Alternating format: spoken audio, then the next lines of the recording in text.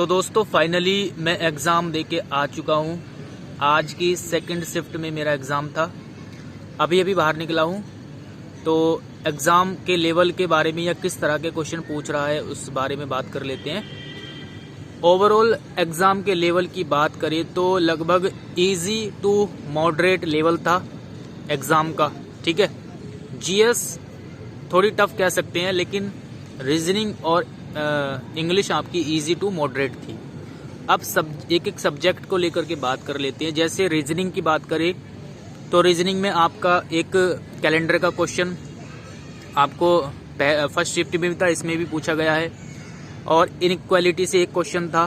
ठीक है, और आपके जो सिलोगिज्म के क्वेश्चन थे कम से कम 6-7 क्वेश्चन सिलोगिज्म के आपको नॉट वाले और संभावना वाले। ठीक है, यानी कोई जैसे इस तरह से कोई खरगोश चूहा नहीं है, तो ये नहीं वाले इस तरह से आपको अच्छे से होने चाहिए, अच्छे से पता होने चाहिए।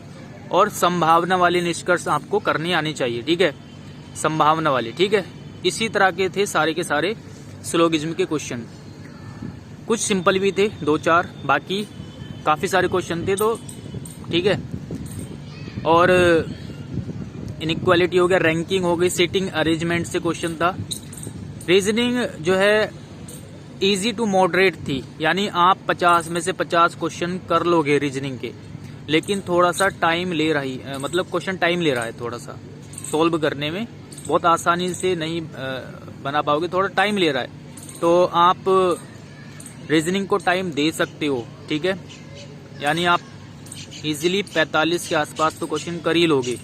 थोड़ा सा फास्ट कैलकुलेशन करना और अच्छे से करना। ठीक है, तो इस तरह से रीजनिंग भी आप कर लोगे। और ज्यादा समय भी मत दे देना, अपने हिसाब से समय देना है। और जीएस में है ना, बाकी तो सारे टॉपिक थे रीजनिंग के जो जैसे पूछता है एसएससी। क्लॉक का क्वेश्चन नहीं था। जीएस में थोड़ा मतलब ठीक ठाक लेवल के क्वेश्चन थे। हिस्ट्री से आपके जो महाजनपद है उनकी राजधानी से रिलेटेड क्वेश्चन था। और एक गुप्त वंश से पहले का जो शासक था उससे क्वेश्चन था, किसको मार करके गुप्त वंश की स्थापना करी थी, इस तरह से कुछ क्वेश्चन था। और आपके जो लोक नृत्य से काफी क्वेश्चन थे, या जो वाद्य यंत्र हैं जैसे बांसुरी वादक, तबला वादक, इस तरह से 2-3 क्वेश्चन थे। कौन क्या बजाता है, ठीक है, डायरेक्ट नाम दिया हुआ था और पूछा था कि ये किस से रिलेटेड है। और आपके नृत्य से रिलेटेड जो लोक नृत्य है उस टाइप के क्वेश्चन थे। और बाकी तो यार काफी हटके क्वेश्चन थे। तो करंट अफेयर के भी क्वेश्चन थे, लेकिन नॉर्मल क्वेश्चन नहीं थे करंट अफेयर के। तो जीएस में ठीक ठाक जो है लेवल था। और इंग्लिश की बात करें तो इंग्लिश में आपकी इजी इंग्लिश बोलेंगे, मॉडरेट तो बहुत कम क्वेश्चन थे, इजी ही थे लगभग सारे क्वेश्चन। वोकैब आपकी टोटल प्रीवियस ईयर की वोकैब थी। मैंने आपको एक अपने हैंड रिटन नोट्स जो दिए थे ना, उसमें ही मिल जाएंगे सारे के सारे वर्ड्स जो वोकैब अभी पूछी गई है इस शिफ्ट में एक। ठीक है, या आप कोई सी भी आपने बुक पढ़ी हो या प्रीवियस ईयर की वोकैब पढ़ी हो तो आप इजीली वोकैब को कर लोगे। यानी आपको नया वर्ड नहीं दिखेगा, सारे के सारे आपको पढ़े हुए ही मिलेंगे, ऐसा नहीं मिलेगा नया वर्ड एकदम से। बाकी एक्टिव पैसिव है ना, नरेशन इजी थे, ज्यादा टफ नहीं थे, कॉन्सेप्ट वाले नहीं थे। एरर्स में थोड़ा कन्फ्यूजन हो सकता है या सेंटेंस इंप्रूवमेंट में।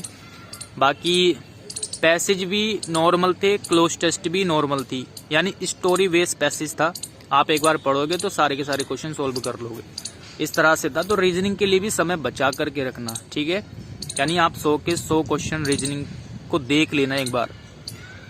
अटेम्प्ट कितने करने हैं अपने हिसाब से करना, जितनी भी आपसे हो, लेकिन 100 के 100 क्वेश्चन देखने जरूर है, करने की कोशिश जरूर करनी है। तो ओवरऑल मैं अपनी बात करूं तो मैंने 49 जो है रीजनिंग में किए हैं, लेकिन इसमें मेरे 4-5 क्वेश्चन गलत जाने की भी चांसेस है, क्योंकि कुछ क्वेश्चन में कॉन्सेप्ट ठीक ठाक थे।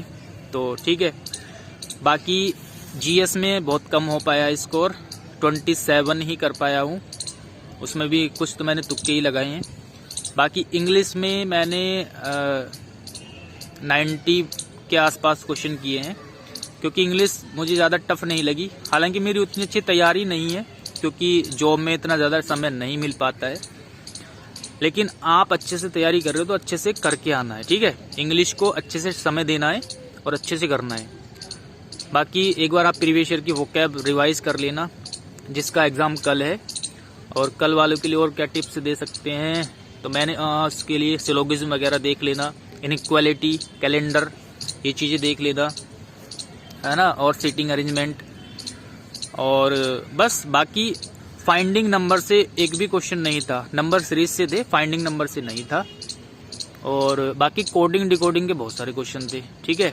और बस यही था, सभी टॉपिक से थे। तो अच्छे से एक बार देख लेना चीज़ों को। और जीएस में मैंने आपको बताया है ना, हिस्ट्री के बारे में आप पढ़ लेना।